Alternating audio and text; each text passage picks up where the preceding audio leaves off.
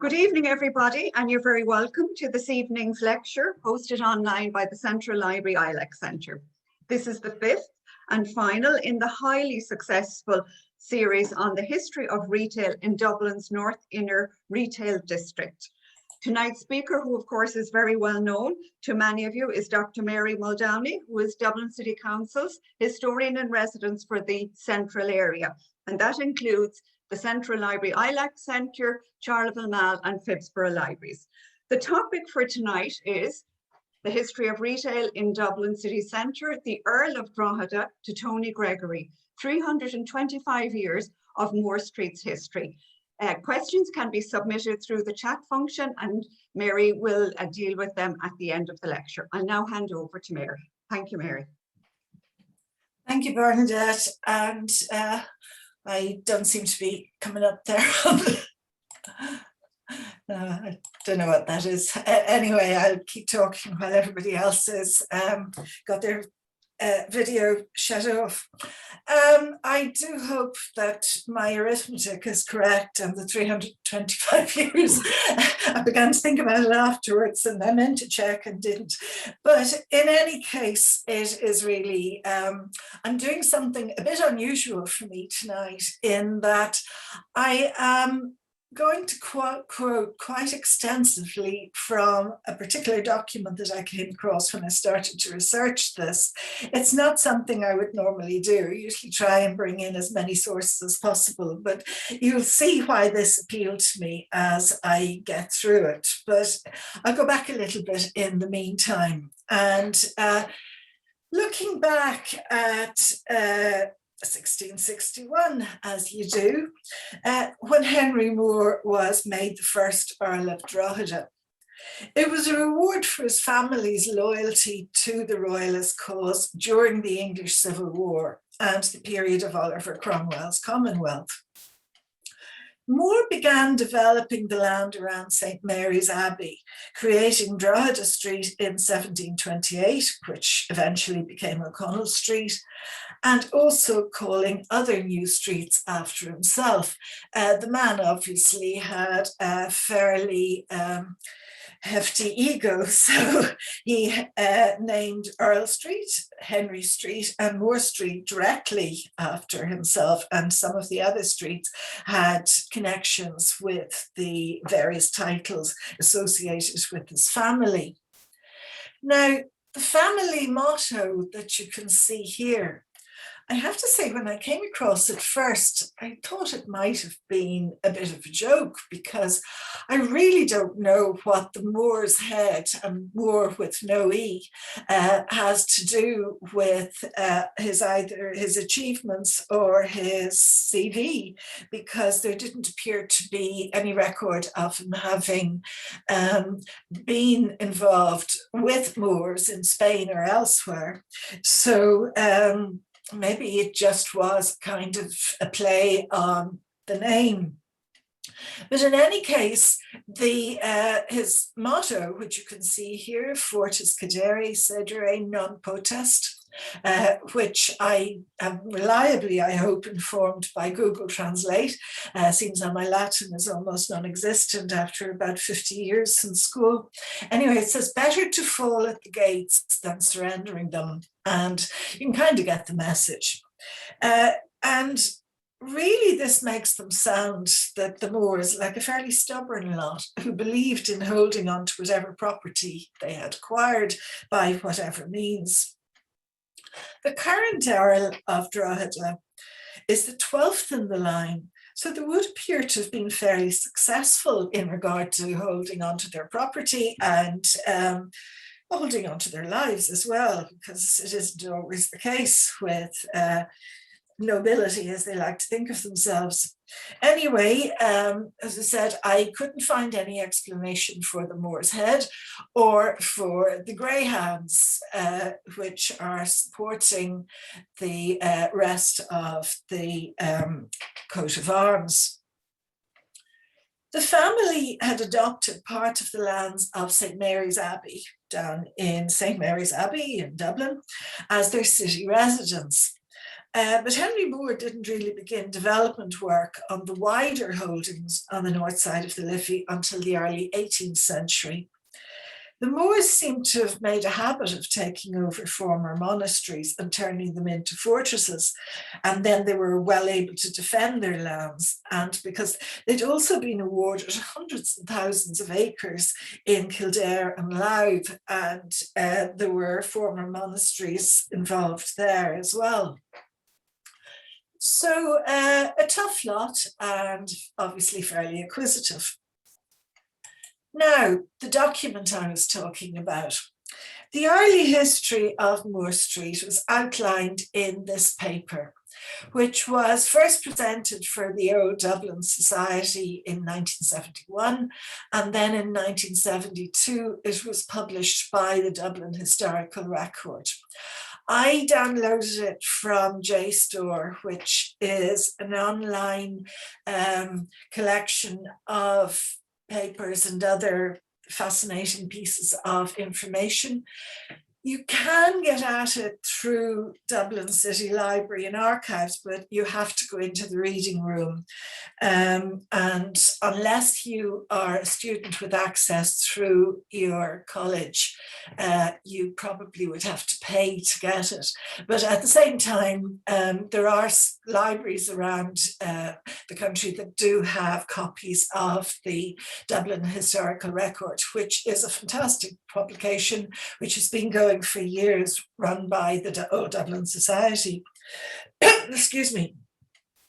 So the early history of Moore Street in this paper called Ghosts of Moore Street was outlined by Seamus Scully, who had actually grown up in Moore Street. His father had a business there. And he had actually, as I said, grown up and was obviously entranced by the stories that he unearthed in his own research, which is quite considerable and extremely appealing. I loved this paper, I have to say. I came across it, a mention of it in a book, and managed to find it, and I've read it several times at this stage, and it's equally enjoyable every time. So Scully writes very vividly about the information that he extracted from old newspapers, another passion of mine, and other local history sources. But there's a particular magic to knowing that he was also an eyewitness to Moore Street in the early 20th century, as he observed life from his father's butcher's shop. In the beginning of the paper, he refers to an advertisement that he found in the Freeman's Journal in September 1719, which he quoted in full, as he says, because of its simplicity and delightful wording. And this evening, I'm going to quote his paper extensively for much the same reasons. And sadly, Seamus Scully died some years ago, because I really think he would have been a marvellous person to know. And he obviously had, as said, great enjoyment in his subject matter.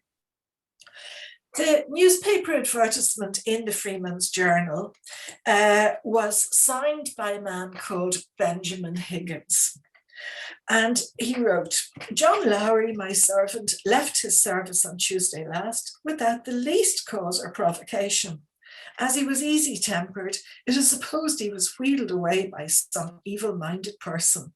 He went off in a coat and waistcoat of dark brown cloth with livery buttons, the coat lined with red serge and a red collar with fustian breeches. His hat laced with narrow silver lace and silver shoe buckles. He's about 16 years old, marked with smallpox, with light hair and tender eyes. If he submissively returns to his duty in a reasonable time, he will be forgiven, and I hope no gentleman or other person will employ him, as he is my indentured apprentice." Now, this is the only picture of a master and apprentice from the period that I could find. It's a French one, as it happens, and it's a chimney sweep, so not a lot to do with John Lowry's clothes, apart from the rough description of the coat and the breeches. However, I must say that maybe I'm evil-minded, but reading between the lines of the ad and the tone of some of the language, I had a feeling that perhaps Higgins was protesting too much about his servant not having been provoked to leave. Scully had commented that he liked to think John Lowry had wandered away with a dainty maiden in a colourful crinoline, as he found no record of his having returned to his anxious apprentice master. As I said, perhaps I'm evil-minded that I was seeing something rather more sinister there, but it does seem extraordinarily detailed too in the description of the young man. So Scully quotes some further advertisements about services offered in Moore Street between 1719 and 1767, which give us an idea about what sort of business and setup was there at the time. In 1767, he quotes from a concerned citizen who wrote a letter to the committee for conducting the free press with a complaint which might resonate today for people walking around Dublin's rather scruffy city centre. He said, "Gentlemen, an ingenious writer has mentioned, and daily experience verifies, that the laws were made for the little. One instance I beg leave to give you. Curiosity led me every day for a week lately to the lying in hospital through Moore Street, wherein near Britain Street lies, which is now Parnell Street, lies a dunghill or heap of rubbish of about 20 yards in length, terminated by a butcher's stool, whereby that part of the street is rendered almost impassable in wet weather. And the small part of the pavement, which is uncovered by the rubbish, seems to have been a long time neglected." Sorry. "I had curiosity to inquire in the neighbourhood why this nuisance was suffered, etc., and was informed that it has remained nearby in the same condition for upwards of 3 years, notwithstanding many applications of the inhabitants of Moore Street to persons whose province it was to redress them. But the reason given me why such applications were fruitless and in vain was this, that the ground on which the rubbish lies and the neglected pavement belong to a gentleman of fortune. I am, gentlemen, your humble servant." So I have to say, I can remember myself as a child in the 1960s. It could be very precarious walking through Moore Street after heavy rain, because the rubbish surrounding the fish, fruit and vegetable stalls would disintegrate and would not be swept up until the end of the day. So it sort of was a slippy mass. My mother liked to shop in Moore Street, and we were dragged in every Saturday from the back of the car to get the fruit and vegetables, which she would then give out about when she got home. But obviously it was still considered more economical to go in there. And this was rather before the prevalence of supermarkets. Anyway, I digress. So you can see here on the this extract from John Roke's 1756 map of Dublin, the area known as the Old Brick Field. Most of the Moore Street and Moore Lane, which was attached to it, was originally a quarry or brick field. And it was later filled in with rubbish during the 18th and 19th centuries before being built over. So a lot of what is here would not just have the usual layers of rubbish building up, which would be found in most cities over years. It would also have the rubble from the original brick field. Jumping forward over 250 years, members of the Save Moore Street relatives groups, and the historians have been working with them, have raised concerns about the status of the Georgian rubbish dump, which is known to exist underneath Moore Street and the surrounding area, as quoted in the letter and the knowledge of the brick field.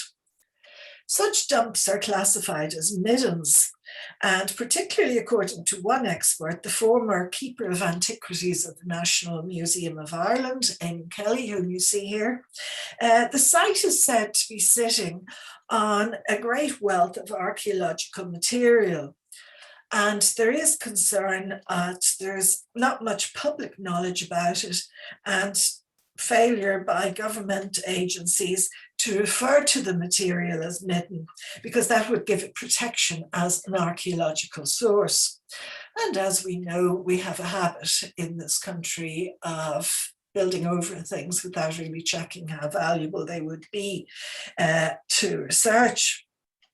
So thousands of 19th and early 20th century artifacts have already been discovered during excavations under floorboards, during stabilization works that were carried out on the National Monument on Moore Street, where the 1916 rebels made their stand. But it really looks as if they need to be careful when they're doing the redevelopment, which is now proposed, that they'll need to be looking for earlier material, which could tell us a lot about the development of the city. So going back to Sean Scully's fascinating paper, he notes that in 1770, the inhabitants of Moore Street were lodging a complaint with the supervisors of the watch of St. Mary's Parish. This was about a house in Moore Street known by the glorious sign of the shoulder of mutton. Apparently there was a club or meeting of gentlemen's servants there 3 nights a week, who on their departure abused every indecent person they met, to the great terror and disturbance of the residents. Now, the fact that the sign of the shoulder of mutton was a pub probably explains the noise, but it was also described as a dancing school. Scully found that the next month after the complaint was lodged in 1770, the shoulder of mutton, now fortunately this is an English one, but I couldn't believe how many shoulder of mutton pubs there are in England. And obviously Alamy have collected them as well, because they only go for popular subjects. Sorry, to come back to Dublin, there was, I imagine the sign was long gone if it ever existed. So they were causing trouble again the next month, and this time the residents responded by publishing an open letter to the Lord Mayor, one George Reynolds. And it said, the inhabitants of Moore Street present their respectful compliments to the Right Honourable Lord Mayor, and beg his lordship will be pleased to take notice of a butcher's stall near the house that goes under the denomination of the Servants' Dancing School, at the sign of the shoulder of mutton. And they request his lordship will have it removed out of said street, being a very great nuisance in the day and a lodgment in the night for the miscreants that endanger the lives and properties of the said inhabitants and passengers.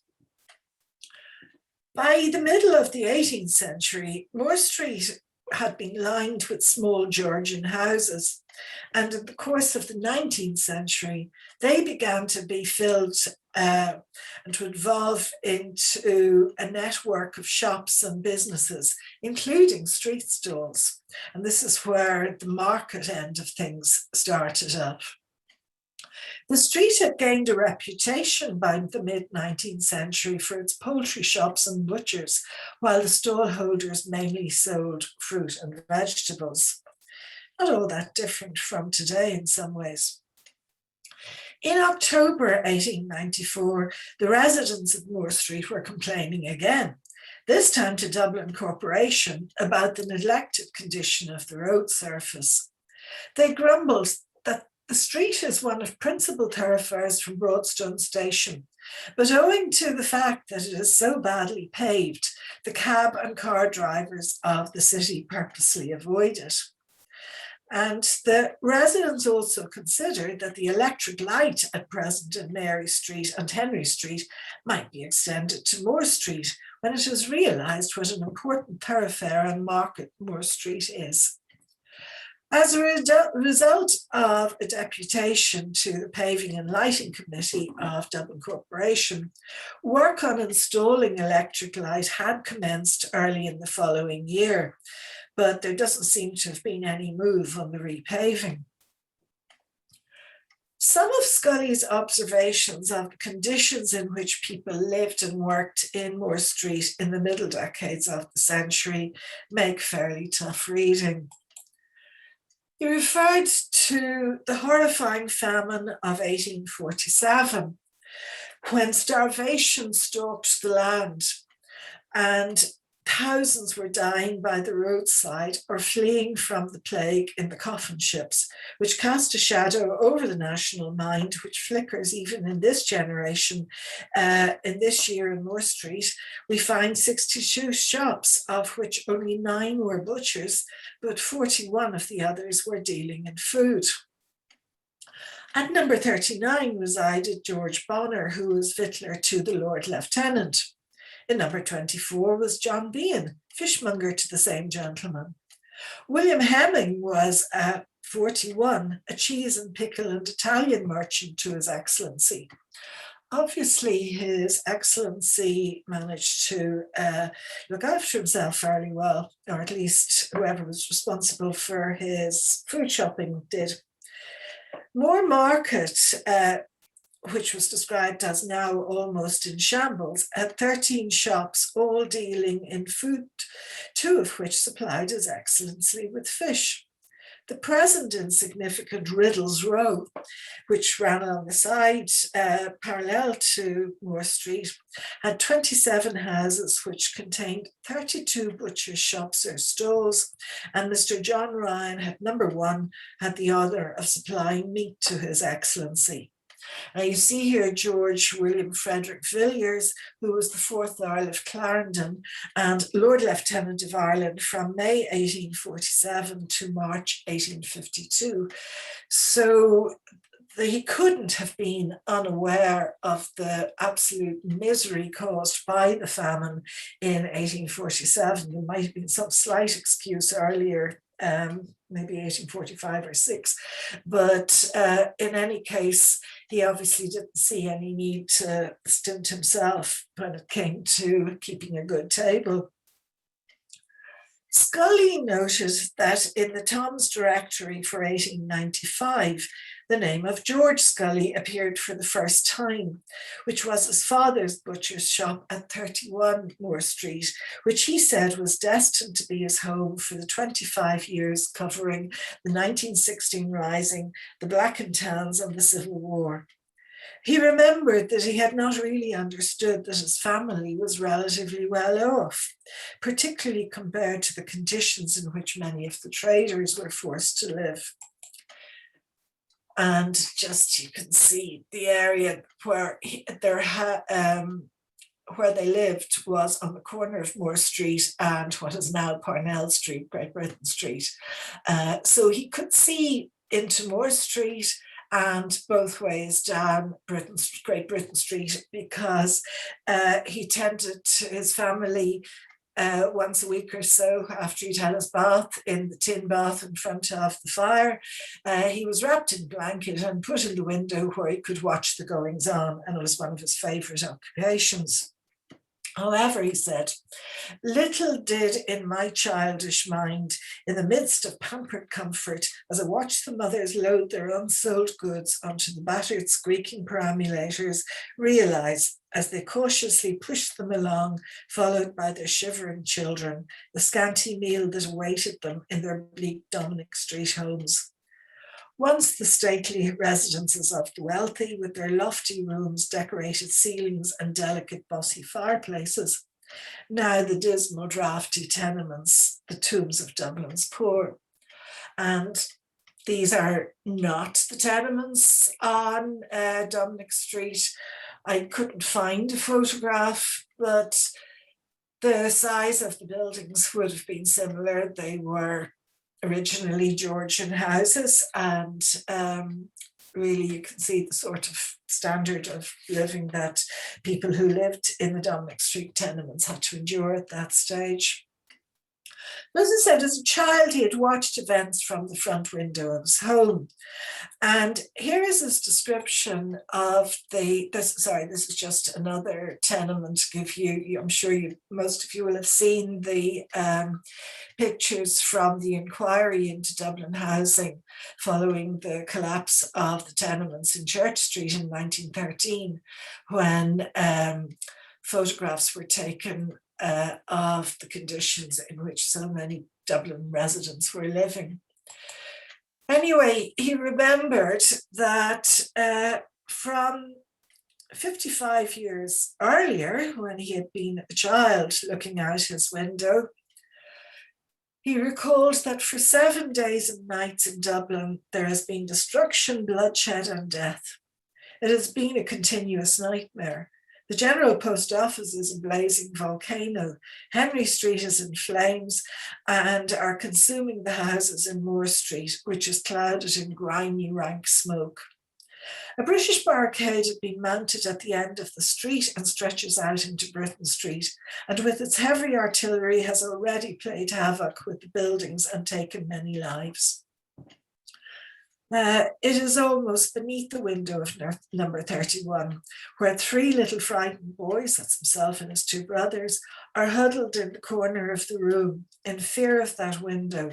Already bullets have darted through the rooms overhead, and a few doors up the street, a butcher's wife has been shot dead in her room at the corner of Riddle's Row by a stray bullet.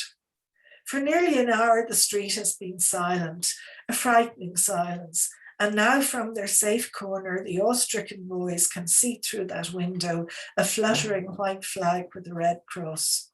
It is carried by a nurse, and beside her briskly walks a clean-shaven soldier. Neatly dressed in a green uniform, they both halt at the barricades. He salutes a British officer, hands over his sword, and hurriedly glances up the burning street, and they both pass through an opening in the barricade. Now, Scully was, of course, describing Nurse Elizabeth O'Farrell, who had been tasked with bringing Pearse's offer of surrender to General Lowe, and who later accompanied Pearse, the clean-shaven soldier, as he handed over his sword in surrender. She risked her life crossing the city to bring word of the surrender to the various IRA outposts in the city, but notoriously, O'Farrell's image was afterwards airbrushed from photographs of the surrender, showing only the 2 men. The painting you see on the slide was intended to redress that injustice, and it now hangs in the Shannon building in Kildare Street. The IRA volunteers who'd been in the GPO had left the burning building on the Friday evening of Easter week and escaped through Moore Street, burrowing through houses as they went for cover from the Sherwood Foresters, who were firing from behind the barricades on Britain Street. The shooting dead of 3 civilians carrying a white flag, Robert Dillon, owner of the White Flag pub on the corner, and his wife and child, was the reason Pearse had decided to surrender rather than risk more civilian fatalities. Scully went on to describe the emergence of 6 volunteers carrying a stretcher with the wounded James Connolly, as well as other volunteers, including more wounded on stretchers. How many of the green-clad soldiers were in that ill-fated O'Reilly column who had charged from the top of Henry Street down Moore Street, defiantly following their leader? Of this, 30 followers only, 9 escaped unhurt, all the victims of Sherwood Foresters behind that Britain Street barricade. Now that exhausted army formed in 4s, sloped arms, and flanked by 2 soldiers with white flags, paraded up Moore Street, around Henry Place, past the smouldering GPO, its blackening granite shell glaring at them like a huge skull. Around they marched under the domineering Nelson, already licked in flames, towards Upper O'Connell Street, then halted and laid down their arms in surrender under the flickering shadows at the once stately Drogheda house of the Moore Earls. In a few days' time, they would all face the firing squad, and their battered bodies flung into the same line-filled hole of a barrack yard to become the most sacred spot in Ireland, which of course he was talking about the barrack yard of Arbor Hill Prison, and you can see here the burial area. Over the decades since 1916, many of the houses in Moore Street through which the volunteers escaped deteriorated. But for the last 20 years or so, the Save Moore Street group that I mentioned earlier have been campaigning for the site to be properly preserved and recognised as a national monument.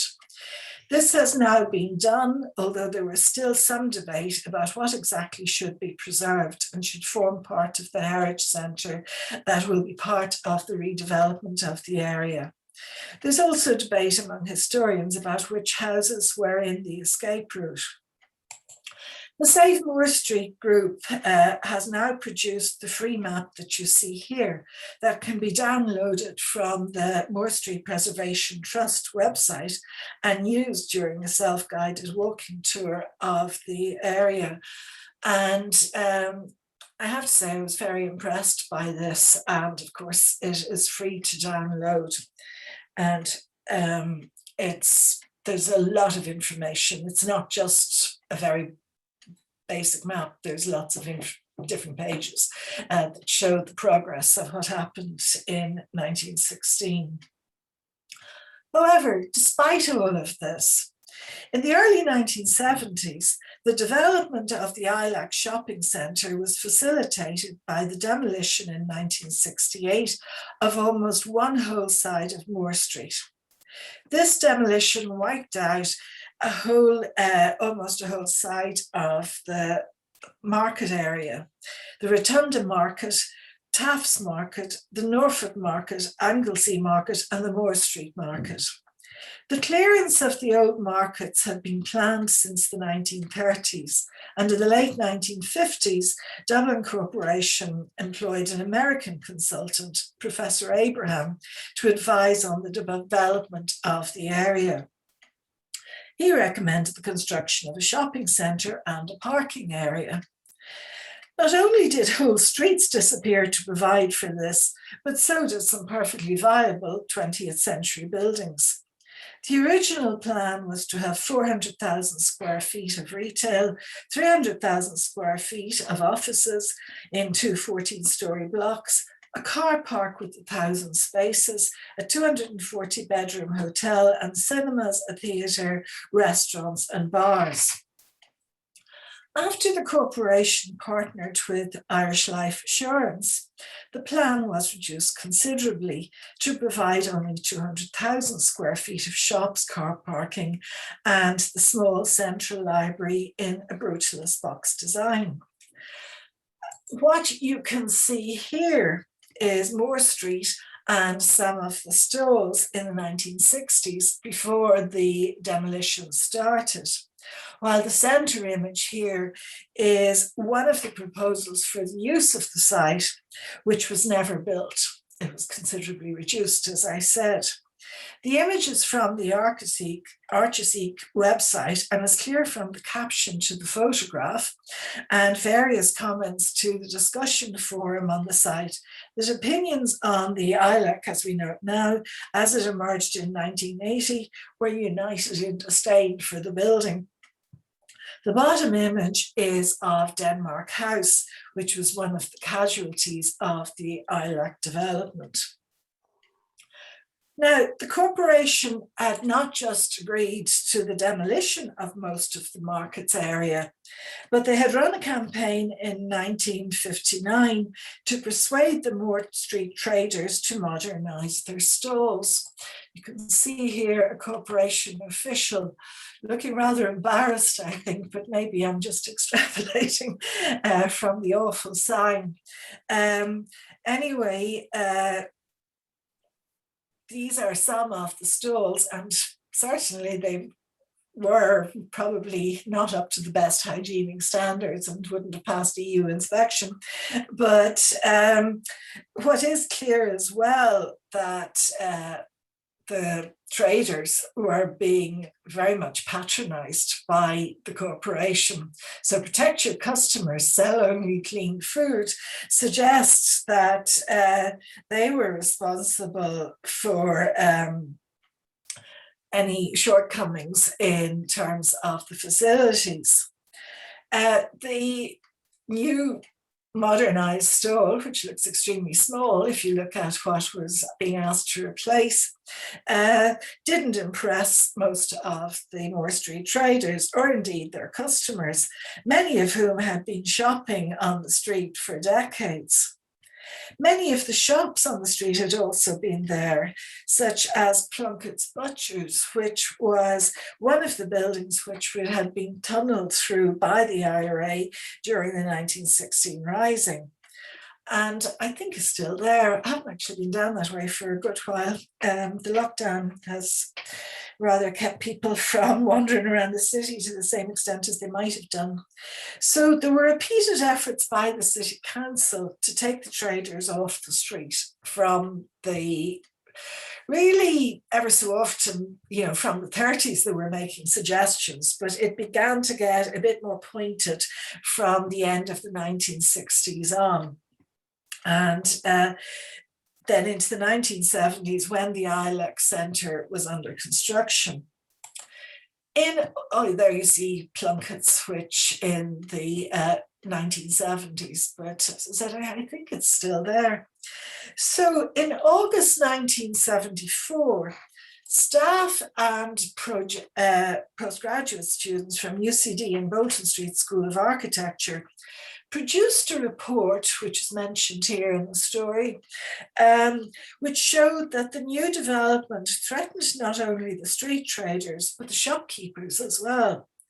The report argued that the shopkeepers would not be able to afford the higher rents being proposed, particularly if the street traders were excluded from the area, because they had a symbiotic relationship, and the stall holders attracted people who then visited the shops, and sometimes vice versa.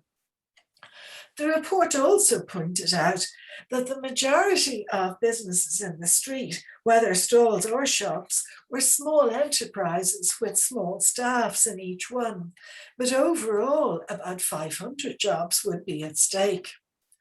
A compromise was reached, but the clothing and shoe stalls that were situated at the Parnell Street end of Moore Street had already been demolished, and they were wiped out, really. They didn't recover to the same extent. My daughter reminded me that she bought her first pair of Doc Martens there, must have been in the 80s. So I'm not sure how I feel about that. So some accommodation was provided for the stall holders in small lockup units on the street. But the council officials hadn't given up trying to remove the traders altogether. In November 1986, as you can see from the story here, despite the unanimous opposition of the councillors to the proposal, it was announced that the traders would now have to pay rates if they wanted to continue their business on the street. And it was resisted, and it's a long story, and unfortunately still in the absence of being able to get into the city archives, I decided to skip over what they did because I can't get the details without access to the records in the council minutes. So in 1980, following pressure from the Dublin City Centre Business Association, the Fianna Fáil government had updated the Illegal Street Trading Act, introducing fines of up to £200 for breaching the law. The Dublin City Centre Business Association represented the bigger businesses in the area, including Arnest Rocha stores and the Ilac Centre. Henry Street and Mary Street became non-designated areas for casual trading. Moore Street wasn't affected because they weren't casual, but in July 1985, when Gardaí arrested 2 female traders for breaches of the Illegal Street Trading Act, other traders, including women from Moore Street, marched up Henry Street to O'Connell Street in protest. Gardaí came in when the traders blocked the traffic, and when they refused to move, 7 people were arrested, including independent TD Tony Gregory, Joe Costello of the Prisoners' Rights Association, and Sinn Féin councillor Christy Burke, as well as 4 of the women traders. Now, my title suggests that Tony Gregory was the leader of this. He's remembered because, sadly, of course, he died of cancer about a decade ago, and he certainly did play a role, but so too did the other 2 politicians that I've mentioned. But most of the impetus came from the traders themselves and the support they got from particularly the women on Moore Street. Of course, there was a lot more media interest in the male politicians than there had been in the case being made by the traders, who were mainly female. And the matter was eventually settled when the corporation agreed to license a certain number of the traders. Public sympathy was completely on the side of the traders, as it was in November of the same year when the corporation officials unsuccessfully proposed moving the Christmas stalls at the behest of the City Centre Business Association. And you can see a letter to the editor here, I think it was the Evening Herald, and it's from a lady who had moved to the country, as she said, due to illness brought about by divorce. And because of her state of health, she was advised to come to Ireland. And she starts her letter with, "I wish to give my warmest thanks and appreciation to those wonderful ladies who sell fruit, vegetables, fish and flowers in Moore Street." And goes on to mention the good humour, resolute spirit and togetherness that these ladies have shown has helped me overcome my illness. To see them out in the cold and rain, smiling and giving a cheery word is a miracle. Who needs social workers with these good ladies to make you laugh? And that was sort of indicative of the response to the women in Moore Street. I do remember being brought down as a child, and I certainly didn't appreciate it at all and haven't been for a long time. But it is part of our history, not just because of the connections with the revolutionary period, but because of a particular way of life that really should be celebrated for the resilience of the mostly women who have operated there. So to wind up, the latest plans for the redevelopment of Moore Street and its surroundings are very grand, and they certainly look quite appealing, even recognising the historic nature of the street, with plans for this very posh centre where there will be the heritage and the history will be available for anyone who wants to know about it. So let us hope that the plans are implemented with sensitivity to the various communities that now live and work in Moore Street. It's considerably more diverse than it would have been the case when Sean Scully was writing his wonderful paper for the Old Dublin Society. But I really suspect from the tone of the paper that he would have enjoyed the changes. Thank you for listening, and I will finish it there. Thank you. Thank you, Mary. We're just putting up that the series, the last 4 lectures are up on our Vimeo social media page, and this lecture will be also published there when Fiona gets to it tomorrow and the day after, and it'll be published certainly probably by the end of the week. And thanks to Fiona for doing all the background work on that. If there are any questions now, they can be submitted through the chat facility. I have one question. Do we know anything more about Nurse Elizabeth O'Farrell? What happened, or? Well, actually, Scully says in his paper that he became a close friend of hers. I confess, right now I cannot remember who wrote a biography of her, which is relatively recent. It was fairly awful what was done, but actually I think it was an English newspaper, for whatever reason, was never explained, had airbrushed her from the story. But she was somebody who certainly was a convinced Republican. She had been in the GPO nursing the wounded throughout Easter week. And what she did, not just going to General Lowe with the initial offer of surrender, she went around with a white flag around all of the various outposts around the city. So she could well have been shot, you know, as so many civilians were. And she went to all of the different outposts and told them that they had been given the order to withdraw. But she went on, she nursed for the rest of her life.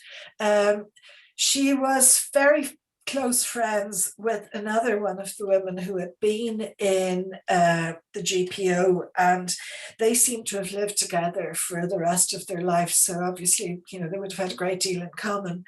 But I will look up the details of the biography. Just completely escapes me at the moment, unfortunately. That's great. Thank you, Mary. And just going back to the 1847, and you mentioned the extent of the shops dealing with food or butchers. Were they exclusively serving the Dublin Castle? No. Or wider than that?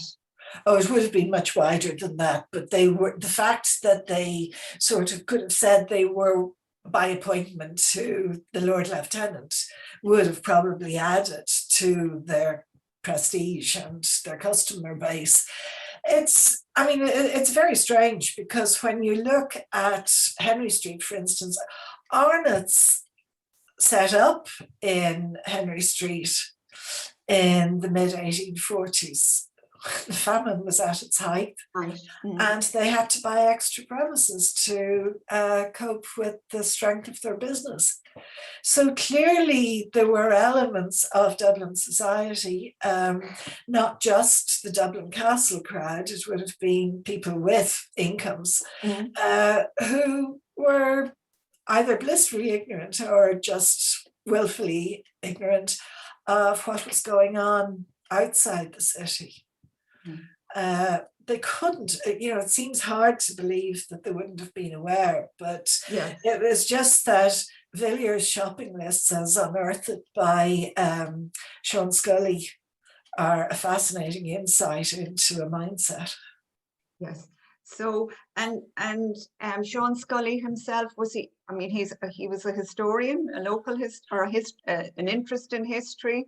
Oh, he was a member of the Old Dublin Society. Yeah, and I couldn't really find. I was unable to find a date of death for him, but he is long dead, unfortunately. But he was. I came across him in Peter Pearson's excellent book, The Heart of Dublin. He just mentioned it in passing. Yeah, and when I went to track down the paper, I was just so bowled over. Yeah, I really feel we'd have gotten on extremely well, especially in his passion for old newspapers. And his family, did you say, butcher shop? His father had a butcher shop at number 31 Moore Street, which was on the far corner if you were looking from Henry Street up. Yeah, okay. So there's a comment here that it's an absolutely wonderful cliffhanger of an end to this absorbing series. Thank you to Mary and to Fiona and myself. I look forward to the follow-up down the line as to the results of the planned future for the area. I too was dragged into Moore Street every Saturday as a child, with the payoff for patients being a visit to Eason's. Oh, right. My parents didn't think of that. In terms of the markets, is there a social history of the markets, or? There is a book which, unfortunately, I mean, I tend to have a lot of these books myself, and a lot of, but unfortunately, don't have this one. I think his name is Barry Kennock, who had written history, which is a social history of Moore Street, and because not all of I usually go into the reading room in Pearse Street, and of course that's been closed for a good while, and I just literally didn't have time to go searching any of the other libraries, but it is available in the library system as far as I can recall. I don't think there were many copies, but I remember seeing it a few years ago, and it was very interesting with lots of great illustrations. And I suppose with the focus now on, say, the public realm, the markets are very important and very appropriate, aren't they, for all sorts of reasons, for people shopping and going out in the air, enjoying the fresh air. It is very important, but Tony Gregory said back in the 1980s that, I mean, part of the reason he got involved, and I'm sure that Joe Costello and Christy Burke would have shared the sentiments, that it was the focus on the fact that it was a working class market to the great extent that seemed to be causing the difficulties for both the businesses and the corporation. And he was very angry that the police had been called out to arrest the women who were protesting about their livelihood being taken, and that, you know, so many bigger crimes would have been completely ignored.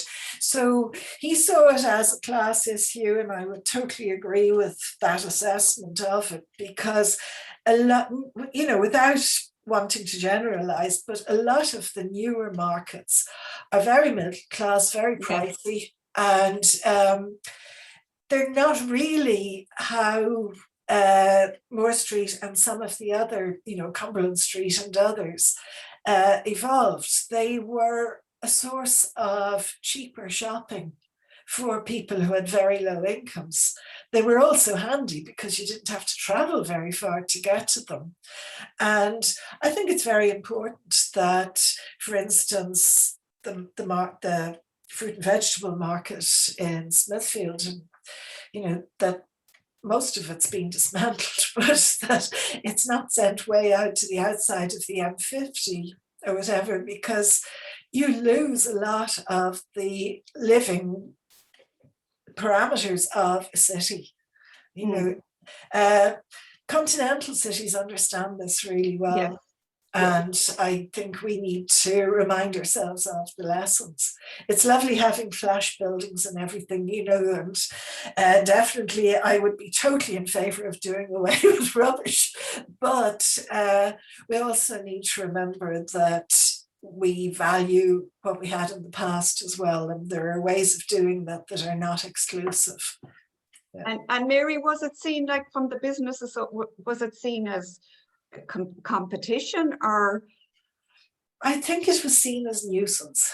Right. A lot of the documents, the letters they wrote of, you know, suggestions of what could be done, were really complaining, you know, that the traders on the street, now they're talking about the casual traders on Henry Street more than Moore Street, because Moore Street they were fixed, but it just, you know, if you're trying to attract people to come in the higher end stores, you probably don't want various amounts of rubbish or even noise being generated.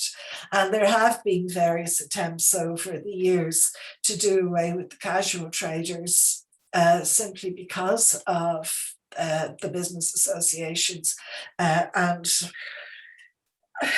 again, you know, the living heart of the city is, you know, get your cheeky Charlies or whatever the equivalent is now.